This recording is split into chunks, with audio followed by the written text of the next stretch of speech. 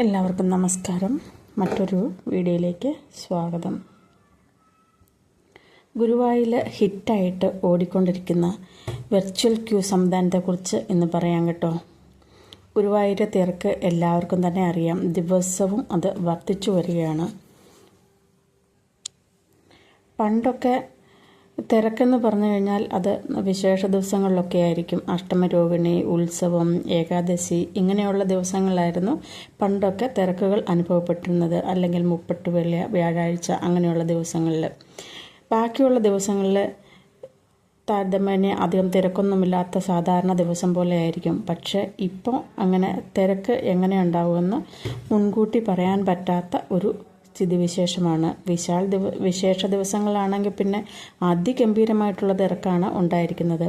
അതല്ലാതെ സാധാരണ ദിവസങ്ങളിൽ പോലും നമുക്ക് തിരക്ക് എങ്ങനെയാണെന്ന് പറയാനായിട്ട് പറ്റുന്നുണ്ടാവില്ല.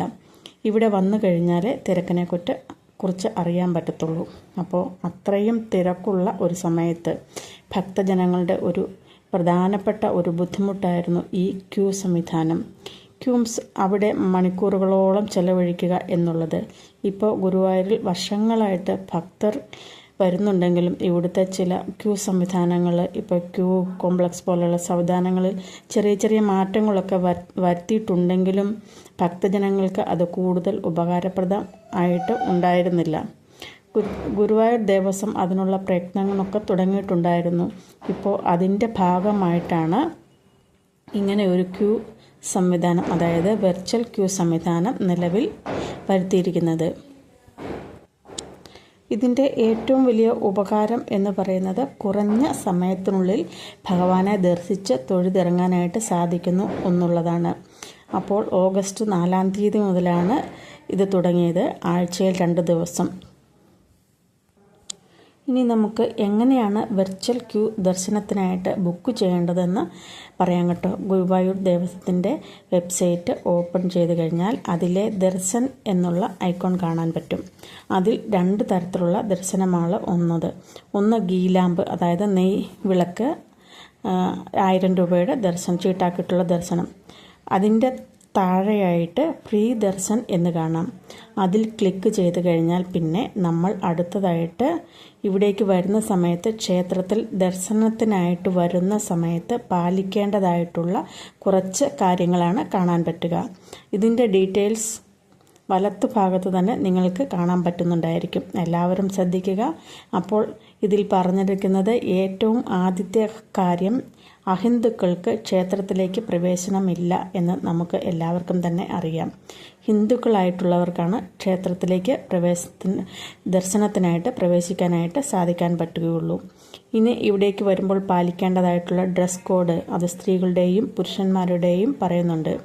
ധോത്തി ആൻഡ് അംഗവസ്ത്രം എന്ന് പറയുന്നുണ്ട്. അതിൽ മെയിൽ ഭക്തന്മാർക്ക് ഉള്ളതാണ്. പിന്നെ ലേഡീസിനാണെങ്കിൽ സാരി, ചുരിദാർ അല്ലെങ്കിൽ ഹാഫ് സാരിയാണ് പറഞ്ഞിരിക്കുന്ന ഡ്രസ് കോഡ്.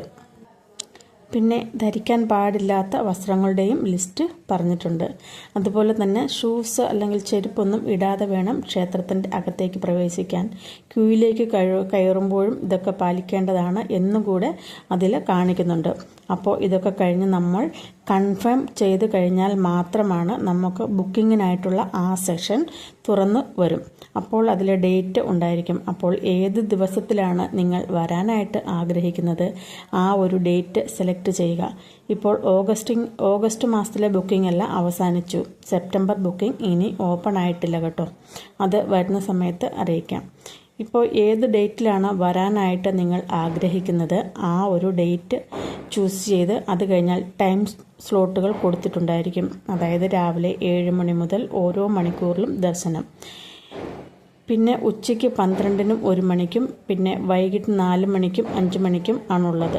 ഈ സമയങ്ങളിൽ ഏത് സമയമാണ് നിങ്ങൾക്ക് വരാനായിട്ട് സൗകര്യം അത് തിരഞ്ഞെടുക്കുക. പിന്നെ വരുന്നവരുടെ പേരും ഡീറ്റെയിൽസും. അപ്പോൾ ആദ്യം ഒരാളുടെ പേര് കൊടുത്തു അവരുടെ ഡീറ്റെയിൽസ് എന്ന് പറയുമ്പോൾ തിരിച്ചറിയൽ രേഖകൾ, ആധാർ കാർഡ് കൊടുക്കുക. പിന്നെ അയാളുടെ കൂടെ തന്നെ 6 പേർക്ക് ഒരു സ്ലോട്ടിൽ ദർശനം നടത്താനായിട്ട് സാധിക്കും. അപ്പോൾ ഈ 6 പേരുടെയും ഡീറ്റെയിൽസ് അവിടെ കൊടുത്തിരിക്കണം. അത് കൃത്യമായി കൊടുക്കാനായിട്ട് ശ്രദ്ധിക്കണം. വരുന്ന സമയത്ത് നമ്മൾ ഏത് ഡീറ്റെയിൽ വെച്ചാണോ ബുക്ക് ചെയ്തിരിക്കുന്നത് അതേ ഡോക്യുമെൻറ്റ്സ് തന്നെ കൊണ്ടുവരാനായിട്ടും ശ്രദ്ധിക്കണം. അപ്പോൾ അങ്ങനെയാണ് ബുക്ക് ചെയ്യേണ്ടത്. അത് കഴിഞ്ഞ് ബുക്കിംഗ് കൺഫേം ചെയ്ത് കഴിഞ്ഞാൽ അതിന് ഒരു സ്ലിപ്പ് വരും. അത് ഡൗൺലോഡ് ചെയ്തിട്ട് കയ്യിൽ കരുതണം ദർശനത്തിന് വരുന്ന സമയത്ത്. ഇത്രയൊക്കെയാണ് ബുക്കിങ്ങിൻ്റെ പ്രൊസീജിയർ ആയിട്ടുള്ളത്. ഈ ഒരു സ്ലിപ്പും ആയിട്ടാണ് നമ്മൾ തൊഴാനായിട്ട് വരുന്നത്. അതിൽ പറഞ്ഞിരിക്കുന്നത് സപ്പോസ് 6 മണിക്കാണ് അല്ല 7-8 മണിക്കാണ് വരാൻ പറഞ്ഞിരിക്കുന്നതെങ്കിൽ നമ്മൾ ഒരു 7:30 മുന്നേ തന്നെ എത്തിയിരിക്കണം.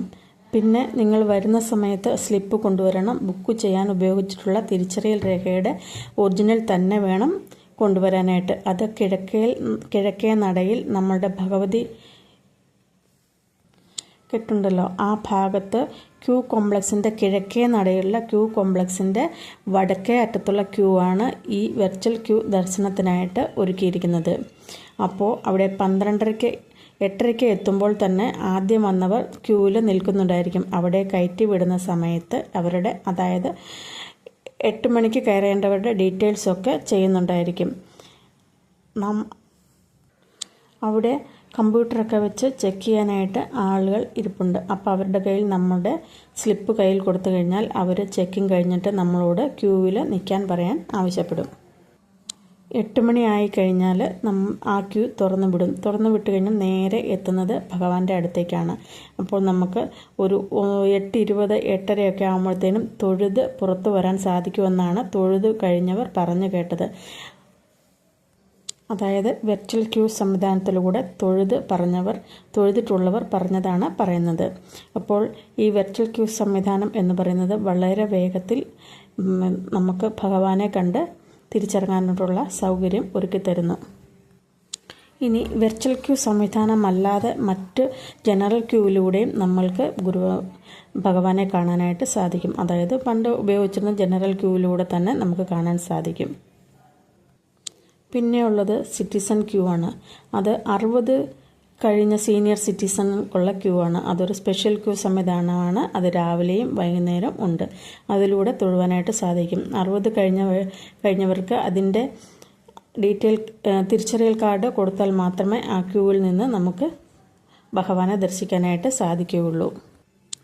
പിന്നെ ഈ ബുക്ക് ചെയ്ത ആൾക്കാർക്കൊക്കെ പലർക്കും വരാൻ പറ്റിയിട്ടുണ്ടായിരുന്നില്ല. ആ സമയങ്ങളിലൊക്കെ ക്യാൻസലേഷൻ എന്നൊരു ഓപ്ഷൻ അതിലുണ്ടെങ്കിലും അത് വർക്ക് ചെയ്യുന്നില്ല എന്ന് പറയുന്നുണ്ടായിരുന്നു. അധികം താമസിക്കാതെ തന്നെ ദേവസ്വം അതും കൂടെ ശരിയാക്കും. അങ്ങനെയാണെങ്കിൽ അത് ക്യാൻസലേഷൻ വർക്ക് ചെയ്യുന്നുണ്ടെങ്കിൽ നമ്മൾ വരാൻ പറ്റില്ലെങ്കിൽ മറ്റുള്ളവർക്കും അതിൻ്റെ യൂസേജ് കിട്ടും. അപ്പോൾ എല്ലാവരും തന്നെ വെർച്വൽ ക്യൂ സംവിധാനം ഉപയോഗിച്ച് ദർശനം ചെയ്യാൻ ശ്രമിക്കുക. സർവം കൃഷ്ണാർപ്പണമസ്തു.